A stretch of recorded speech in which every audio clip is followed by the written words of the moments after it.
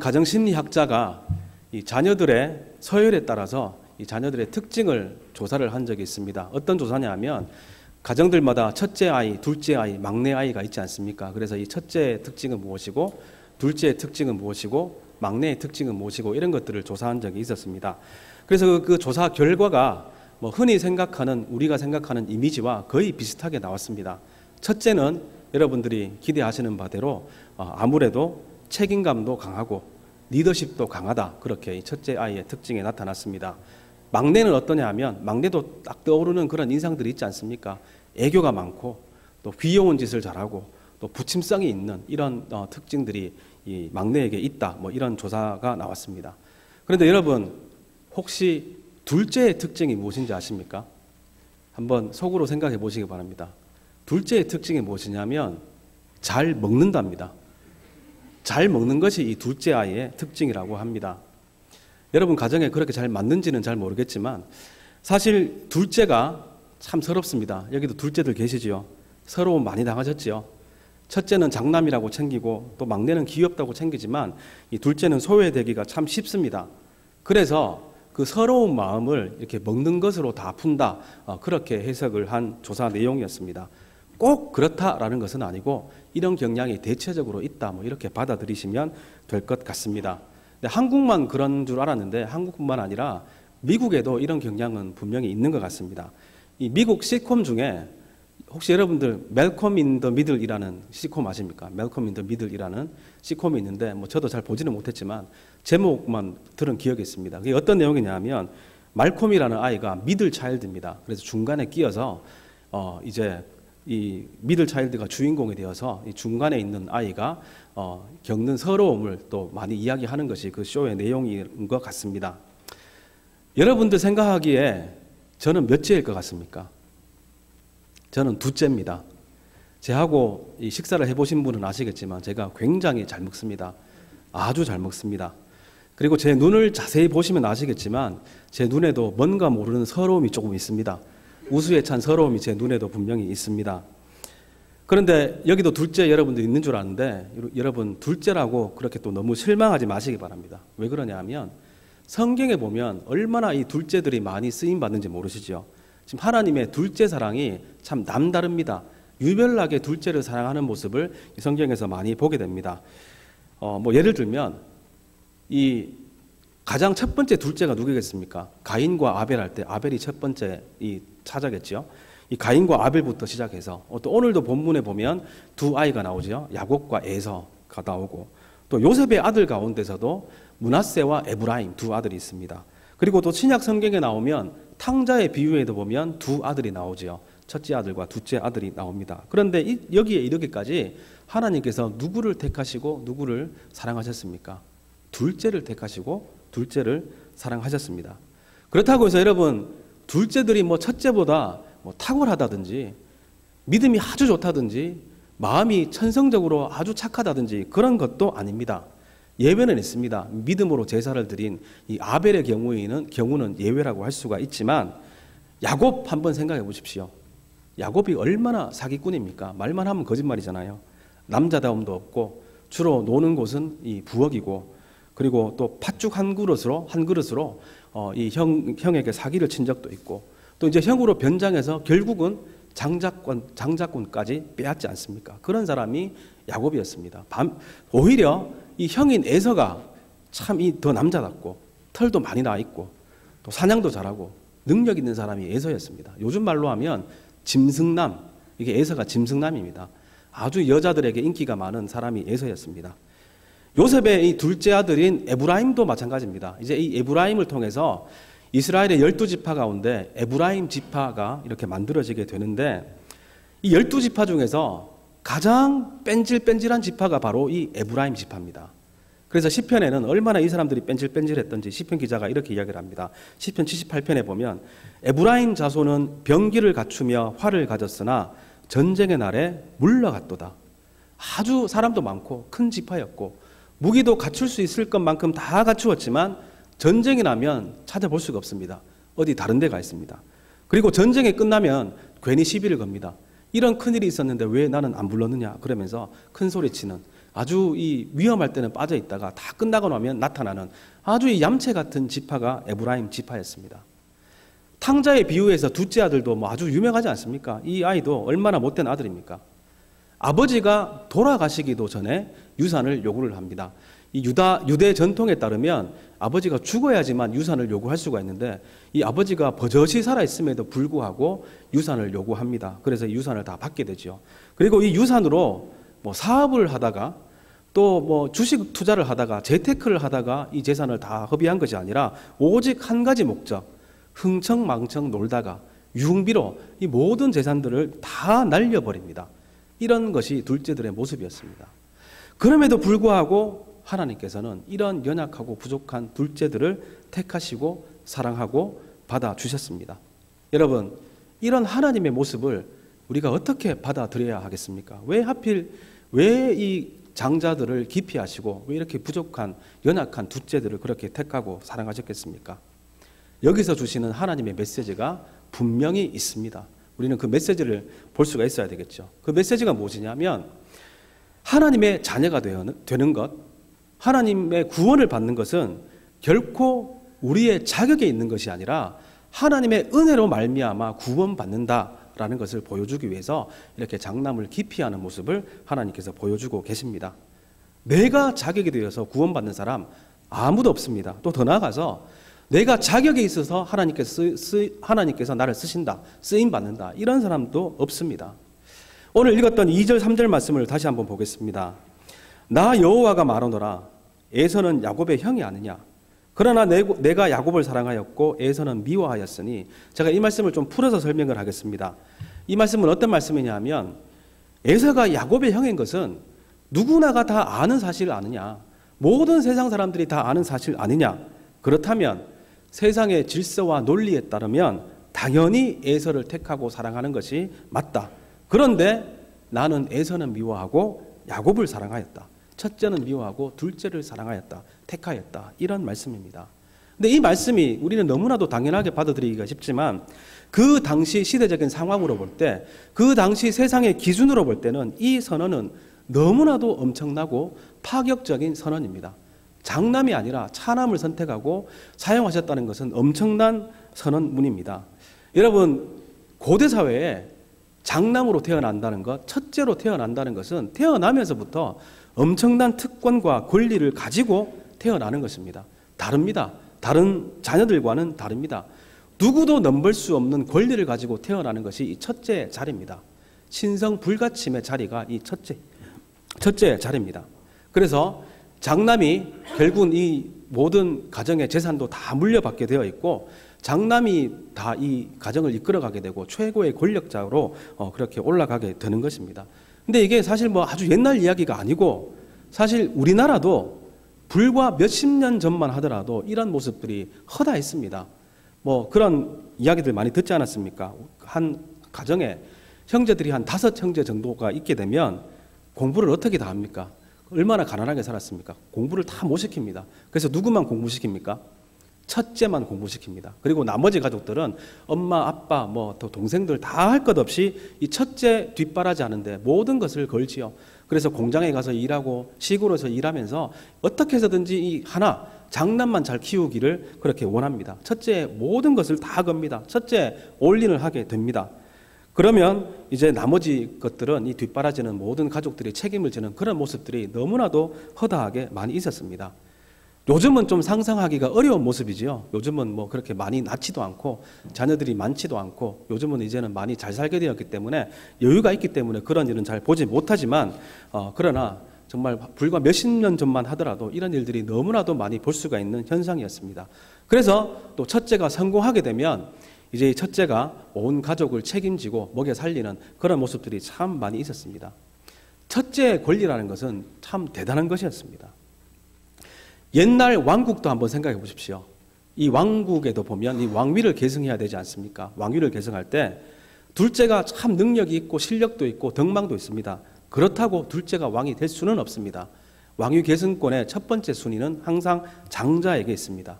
그래서 이 둘째가 왕이 되려면 첫째가 조금 문제가 있어야 됩니다. 뭐 죽거나 머리가 좀 이상하거나 좀 아프거나 그럴 경우에 이제 둘째가 왕이 될 수가 있고, 아니면 이 어떤 무리수를 두어야지만 둘째가 아니면 셋째가 왕이 될 수가 있습니다. 자격으로 따지면 첫째만큼 자격을 갖춘 사람이 이 세상에는 없습니다. 그럼에도 불구하고 하나님께서 이렇게 둘째를 택하신 것은 하나님 앞에 자격으로 나갈 사람은 아무도 없다라는 것을 보여주기 위해서 이런 모습을 그렇게 하나님께서 보여주고 계신 것입니다. 여러분, 이 사실을 꼭 명심할 수 있기를 바랍니다. 우리 찬양도 했지만 하나님 앞에 우리 자격을 가지고 나갈 수 있는 사람들은 아무도 없습니다. 그런데 가끔씩 보다 보면 이 교회에서도 좀 착각하시는 분들이 있습니다. 어떻게 생각하시는 분이 있느냐 하면 나는 자격이 있다라고 그렇게 생각하시는 분들이 가끔씩 있습니다. 그러면서 내가 지금까지 얼마나 신앙생활을 열심히 해왔는데, 얼마나 열심히 헌금을 바치고 한 번도 빠지지 않고 11조하고 얼마나 헌신하고 또 다른 사람들보다 얼마나 많은 노력과 정성을 바쳤는데 하면서 나는 은혜 받을 자격도 있고 하나님께 복 받을 자격도 있고 또 교회 여러 직분도 있지 않습니까? 이런 직분 받을 자격도 있다. 그런 분들이 있습니다. 그런데 이런 분들이 교회에서 문제를 일으킬 가능성이 가장 많은 사람들이지요. 정말 다시 한번 강조하지만 우리 자격 없습니다. 우리 자격 가지고 이 예배 자리에 나오신 분들 아무도 없습니다. 자격이 없는데 주어지는 것이 바로 은혜 아니겠습니까? 우리 은혜로 지금 이 자리에 다 나와 있는 줄 압니다. 이런 예들은 성경에 너무나도 많이 나와 있습니다. 양 99마리와 양 잃어버린 양 1마리의 비유가 있지요. 이제 목자가 양 99마리를 버려두고 잃은 양 1마리를 찾으러 가게 됩니다. 그런데 여러분, 이 양 100마리 중에 누가 더 자격이 있는 양인 것 같습니까? 사실은 99마리의 양이 더 자격으로 따지면 자격이 있는 양이지요. 이 양들이야말로 목자들 말도 잘 따르고 잘 순종했던 그런 양들입니다. 그리고 여기서 이 100마리 가운데 가장 자격 없는 양이 누구냐 하면 길을 잃은 양 그 1마리입니다. 혼자 그렇게 말 안 듣고 그렇게 혼자 길을 헤매다가 잃어버린 양이 그 양 아니겠습니까? 가장 자격 없는 양이 바로 그 잃어버린 양 1마리였습니다. 그런데 예수님께서는 이 99마리를 내버려 두고 이 잃어버린 양 1마리를 찾기 위해서 나가시지 않습니까? 이것이 바로 은혜인 줄 믿습니다. 지금도 자격 없는 사람들을 찾아서 우리 하나님께서는 은혜를 베풀어 주시는 줄 믿습니다. 또 하나님 앞에 자격으로 나가려고 했던 아주 가장 대표적인 사람이 누구냐 하면 바리새인들입니다. 바리새인들은 정말 착각을 했죠. 나는 자격이 있는 사람이다. 이런 착각 속에 살았던 사람들입니다. 복음서에 보면 그래서 이 바리새인의 기도와 세리의 기도가 대조되어서 나오지 않습니까? 거기 보면 바리새인이 어떻게 기도를 합니까? 나는 저 세리처럼 죄도 짓지 않고 금식도 하고 11조도 잘 바치고 구제도 했습니다. 그러면서 나는 자격이 있습니다. 그러면서 이 기도하러 나가지 않습니까? 내가 자격이 있으니까 하나님 내 기도를 들어주십시오. 이런 자세로 나간 사람들이 바로 바리새인들이었습니다. 반면에 세리는 어떻습니까? 하나님이여 나를 불쌍히 여기소서 긍휼히 여겨주시옵소서 나는 죄인입니다. 이렇게 하면서 이 세리는 기도하며 나갑니다. 누구의 기도를 하나님께서 들어주십니까? 나는 자격 없습니다 하는 이 세리의 기도를 들어주셨습니다. 지금도 이렇게 바리새인처럼 나는 자격이 있습니다. 하나님 내가 누군지 압니까? 그러면서 나가는 사람의 기도는 기도하자마자 하나님께서 외면하시고 귀를 닫으시고 눈을 감으시는 줄 압니다. 정말 겸손한 마음으로 우리 하나님 앞에 나갈 수 있기를 바랍니다. 그런데 안타깝게도 보면 지금도 이 교회 가운데 이 바리새인의 마인드, 나는 자격이 있다라는 마인드가 조금은 남아있다고 생각을 합니다. 저도 회개하는 마음으로 이 말씀을 드립니다. 그러면서 이런 마음을 가지고 있는 사람들이 하는 표현 중에 가장 대표적인 표현이 무엇이냐 하면 여러분들도 많이 들어보셨을 겁니다. 장자교회, 장자교단, 그런 말 많이 들어보셨죠? 저는 이 말이 너무 싫습니다. 정말 싫어도 너무 싫습니다. 장자교회, 장자교단. 이게 뭡니까 이게? 장자교단, 장자교회라는 말 속에 들어있는 의미가 뭡니까? 우리 교단은, 우리 교회는 다른 교단과 다른 교회보다는 조금 다르다. 우리 교단이 최고다. 우리 교단이 제일 잘 나가는 교단이다. 또 우리 교회가 다른 교회에 비교해서는 더 하나님께 더 잘 쓰임받고 그렇게 잘 나가는 교회이다. 이런 표현으로 그런 말들을 하지 않습니까? 그러니까 이 말은 어떤 말이냐 하면 이 바리새인의 마인드처럼 우리는 자격이 있다는 겁니다. 하나님께 더 복 받을 자격이 있고, 장자가 마치 갑절의 복을 받은 것처럼 우리 교회는 더 갑절의 복을 받을 수가 있고 더 하나님께 쓰임 받을 자격이 있다라고 표현하는 것이 바로 저는 장자교단, 장자교회라는 말이 아닐까 그런 생각을 해봅니다. 뭐 제 말에 동의 안 하셔도 상관은 없습니다. 그러나 저는 개인적으로 이 말이 정말 이 교만한 말이 우리 교단과 이 교회 가운데 사라지기를 정말 간절히 바랍니다. 얼마나 교만한 말입니까? 자격이 있는 교회, 자격이 있는 교단 아무도 없습니다. 자격 있는 성도도 없습니다. 오직 하나님의 은혜로 성도가 되고 교회가 되고 교단이 되는 줄 믿습니다. 우리 이 믿음 변치 않기를 바랍니다. 우리들도 정말 자격 없는데 하나님께서 먼저 찾아와 주시고 사랑해 주시고 우리를 지금까지 인도해 주셨습니다. 우리도 착각하지 맙시다. 내가 자격이 있어서 구원받은 것 아닙니다. 내가 자격이 있어서 하나님께서 복 주신 것 아닙니다. 정말 이런 착각하지 않기를 바랍니다. 그런 착각이 아니라 모든 것이 다 하나님의 은혜입니다. 고백하시면서 항상 내 자격이 아니라 십자가의 공로를 의지하면서 주의 보좌 앞에 담대하게 나가는 우리 귀한 성도님들이 다 되시기를 간절히 바랍니다. 이렇게 내가 자격이 없음에도 불구하고 하나님의 은혜로 구원받았다라는 이 믿음을 가지고 있는 사람들에게 자동적으로 따라오는 또 한 가지 믿음이 있습니다. 그것이 오늘 본문에도 나타나고 있는데 그 믿음이 무엇이냐면 하나님께서 함께 하지 않으면 아무것도 할 수 없다라는 믿음이 자연적으로 따라오게 됩니다. 자격 없는 자를 자격 있게 만드시고 구원하셨는데 하나님의 자녀로 만들어 주셨는데 그런 하나님께서 함께 하셔야지만 이 모든 일들이 이루어지지 않겠습니까? 그런데 세상의 생각은 다르죠. 세상의 생각은 무엇입니까? 열심히 하면 이루어진다. 열심히 하면 무엇이든지 할 수 있다라는 것이 세상의 생각입니다. 그러나 성도들의 생각은 그렇지가 않습니다. 하나님께서 도와주셔야지만 일들이 이루어진다라는 것이 성도가 가져야 할 생각입니다. 오늘 본문에도 보면 자기 노력으로 자기 열심으로 무엇인가를 하려고 했던 사람들이 나오죠. 4절 말씀입니다. 에돔은 말하기를 우리가 무너뜨림을 당하였으나 황폐된 곳을 다시 쌓으리라 하거니와 나 만군의 여호와는 이르노라. 그들은 쌓을지라도 나는 헐리라. 사람들이 그들을 일컬어 악한 지경이라 할 것이요 여호와의 영영한 진노를 받은 백성이라 할 것이며, 여기 이 에돔은 이 에서의 후손들이 세운 나라입니다. 이 야곱과 에서할 때 야곱의 형인 에서의 후손들이 세운 나라가 에돔입니다. 그런데 이 에돔이라는 나라가 이 적들의 침략을 받아서 이 나라가 완전히 황폐해지게 됩니다. 그래서 이 황폐된 곳을 다시 회복시키려고 다시 쌓기 위해서 이 에돔 백성들이 아주 열심히 노력을 합니다. 이제 뭐 마음에 작정을 하고 이 나라를 다시 일으켜 보겠다. 그럼 다짐을 하게 됩니다. 이때 하나님이 어떻게 말씀하십니까? 나 만군의 여호와가 이르노라. 그들은 쌓을지라도 나는 헐리라. 그들이 아무리 쌓으려고 노력해도 하나님께서 허신다고 합니다. 그러니까 뭐 아무리 쌓으려고 해도 소용이 없겠죠. 왜냐하면 그들은 이미 하나님의 영영한 진노를 받은 백성이기 때문입니다. 다른 말로 하면 그들과는 하나님께서 함께 하시지 않기 때문에 그들이 어떤 노력과 열심을 다한다 할지라도 거기에서는 열매도 없고 어떤 일도 이루어지지 않는다는 것입니다. 하나님이 함께 하셔야지만 일이 이루어집니다. 큰 역사가 이루어지는 줄 믿습니다. 그래서 시편 기자도 이런 고백을 합니다.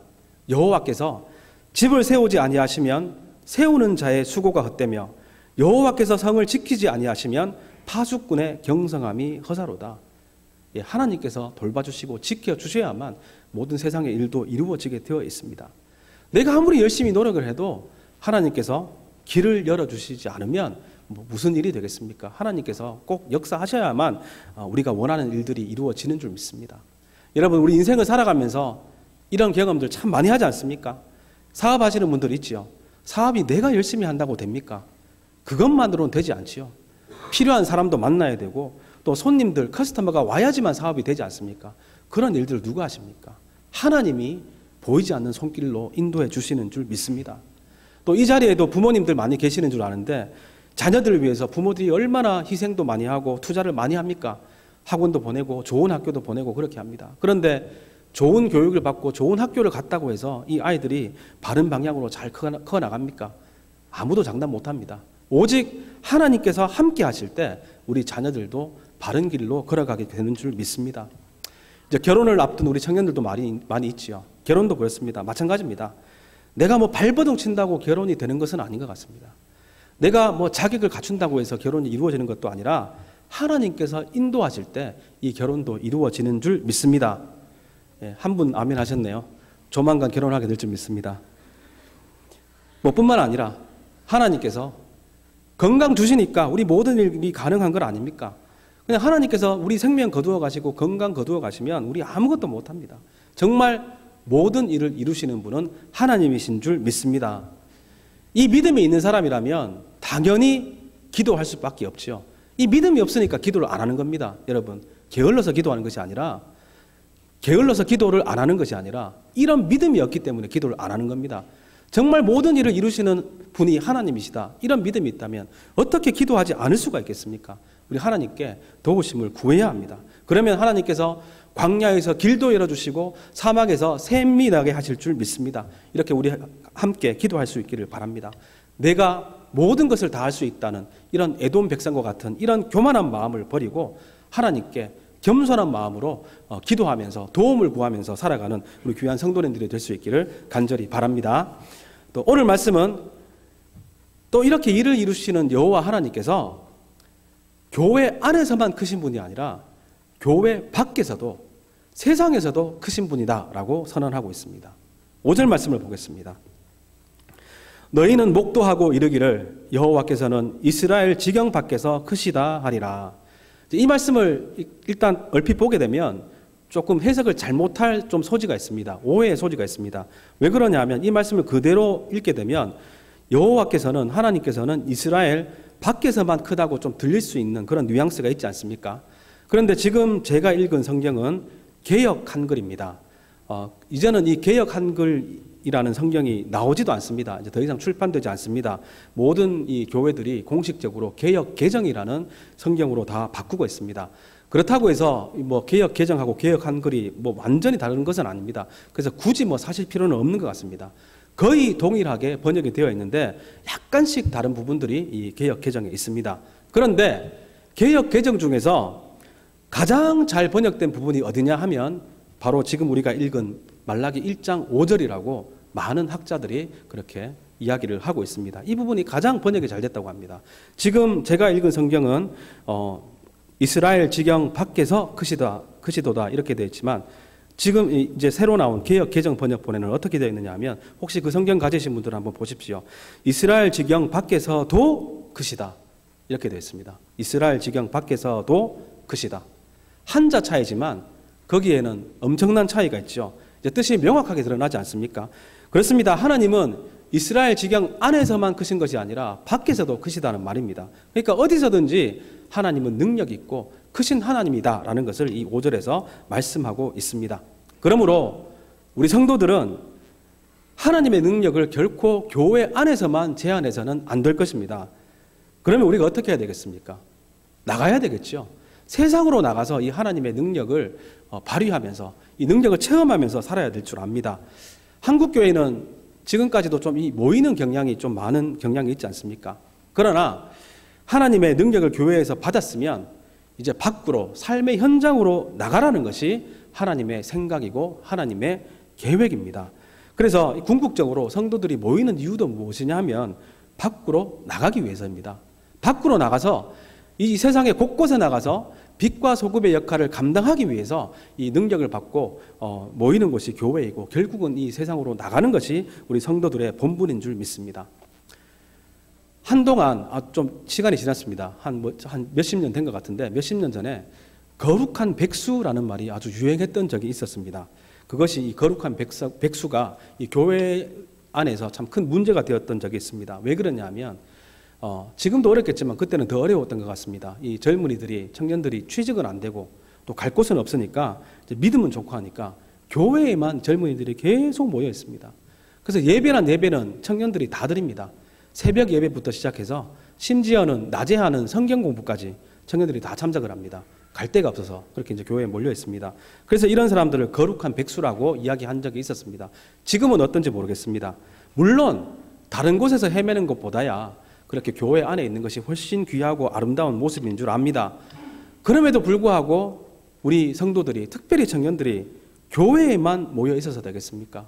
안 되죠. 교회에만 모여 있는 것이 아니라 세상으로 나가야 됩니다. 여러분들의 삶의 현장으로 나가야 됩니다.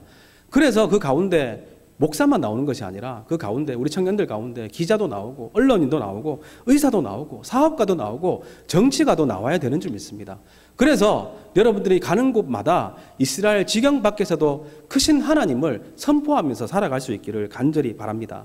교회는 결코 모이는 것으로 끝나는 것이 아닙니다. 모였으면 나가야 됩니다. 세상으로 흩어져야 됩니다. 참으로 이스라엘 지경 밖에서도 크신 하나님을 믿고 담대하게 세상으로 나가서 정말 승리하며 살아가는 우리 귀한 청년들, 성도들이 될 수 있기를 또한 간절히 바랍니다.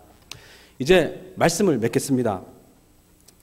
오늘 제가 제목을 장자 기피증이라고, 장남 기피증이라고 전했는데 여러분 이제 좀 이해가 되십니까? 하나님은 왜 이 장자들을 기피하셨습니까? 오해하지 마십시오. 장자도 하나님 사랑하십니다. 차자도 하나님 사랑하시고 막내도 사랑하십니다. 다 사랑하십니다. 단지 우리들에게 자격이 없다는 것, 하나님 앞에 나갈 자격은 아무에게도 없다는 것을 보여주시기 위해서 의도적으로 하나님께서는 이렇게 둘째를 많이 택하시고 사랑하시는 모습을 저희들에게 보여주고 있습니다. 우리가 아무리 최선을 다해서 하나님 앞에 자격을 갖춘다고 해도 하나님께는 자격 미달입니다. 자격으로 나갈 수가 없습니다. 교회 생활 누구 못지않게 가장 열심히 하고 11조도 계속 열심히 잘하시고 새벽 기도도 한 번도 안 빠지고 나온다고 해서 그렇다고 해서 하나님 앞에 나갈 자격이 주어지는 것은 결코 아닙니다. 오직 십자가의 보혈의 은혜로 하나님 은혜의 보좌 앞에 나가게 되는 줄 믿습니다. 우리 이 믿음 정말 잊지 않기를 간절히 바랍니다. 또 반대의 경우도 있습니다. 이것도 좀 우리 생각해 봐야 됩니다. 반대로 어떤 분들도 있느냐 하면 자신을 좀 학대하거나 자신을 비하해야지만 하나님께 나가는 자격이 주어진다. 이렇게 생각하는 분들도 있습니다. 이것은 아무래도 타 종교의 영향이 많이 있는 것 같죠. 다른 종교에 보면 일부러 자학을 하고 학대를 하면서 이렇게 절대자에게 가는 그런 모습이 있지 않습니까? 절대 그렇지 않습니다. 나를 아무리 학대하고 비하한다고 해서 자격이 주어지는 것도 아닙니다. 지난주에 저희 교회 체육대회가 있었죠. 우리 가나안 교회 전통은 이 체육대회 때마다 아주 풍성한 경품이 있습니다. 그리고 경품을 추첨을 해서 사람들에게 많이 나누어 드립니다. 그리고 잘 아시겠지만 1등 경품은 항상 랩탑입니다. 랩탑 컴퓨터를 이 1등 경품으로 드리게 됩니다. 그런데 이번에는 또 여러 가지 또 문제들이 있고 해서 좀 룰을 바꿨습니다. 이 랩탑을 뽑는 룰을 좀 바꾸어서 모든 사람에게 랩탑을 탈 수 있는 자격을 준 것이 아니라 이긴 팀에게만 그리고 마지막까지 남아있는 사람들에게만 랩탑을 주기로 그렇게 이 규정을 바꾸었습니다. 생각해 보니까 나름대로 괜찮은 방법이었다라고 지금 평가를 하고 있습니다. 그러니까 이 청백팀 대결할 때도 아주 더 열심히 치열하게 경기를 하고 또 그것 때문이라도 끝까지 남아있는 분들이 있기 때문에 괜찮은 방법이라고 생각을 합니다. 그래서 그날도 이제 이 룰에 따라서 이긴 팀원들에게 경품을 나누어 주기 위해서 이제 이 경품권을 나누어 주고 있습니다. 그런데 그때 진 팀에 속한 이 주일학교 한 학생이 저에게 다가옵니다. 근데 마침 이 아이가 발을 다쳤습니다. 발을 다치고 휠체어에 타서 그렇게 저에게 다가옵니다. 그러면서 그러니까 이 룰대로 하면 경품권을 받을 자격이 없죠. 그럼에도 불구하고 저에게 와서는 좀 달라고 합니다. 한번 봐달라는 거죠. Can I get a ticket? 이러면서 좀 이야기를 합니다. 그래도 공정하게 해야 되니까 줄 수 없다. 안 된다고 하니까 이제는 이 아이가 정말 불쌍한 표정을 지으면서 휠체어에 타고 있으니까 그러면 자기 다친 다리를 가리키면서 I got hurt. 나 다쳤다. 다쳤다는 것이 자격이 되지 않느냐. 이렇게 말을 하는 겁니다. 주고 싶었지만 줄 수 없었습니다. 룰은 룰이니까 줄 수가 없었습니다. 우리도 이런 식으로 이 자격을 생각하면 안 되겠죠. 나를 비하하고 나를 학대하고 나를 낮춘다고 해서 그렇다고 해서 또 하나님 앞에 나갈 자격이 주어지는 것도 절대로 아닙니다. 오직 예수 그리스도의 십자가의 보혈로 하나님의 은혜로만 하나님의 자녀가 되고 하나님께 나가게 되는 줄 믿습니다. 참 여전히 내가 자격 없고 부족한 사람이라는 것을 잊지 말고 이런 마음이 있다면 우리가 어떻게 교만할 수 있겠습니까? 우리 겸손하게 또 우리 사랑하면서 신앙생활을 할 수 있기를 바랍니다. 여러분 우리 자격 없습니다. 그런데 자격 없음에도 불구하고 하나님은 우리를 부르셨고 우리를 사랑하시고 지금도 사랑하고 계시고 또 더 나아가서 우리를 사용하시기를 원하십니다. 이 하나님의 은혜 가운데 살아갈 수 있는 저희들이 되기를 바랍니다.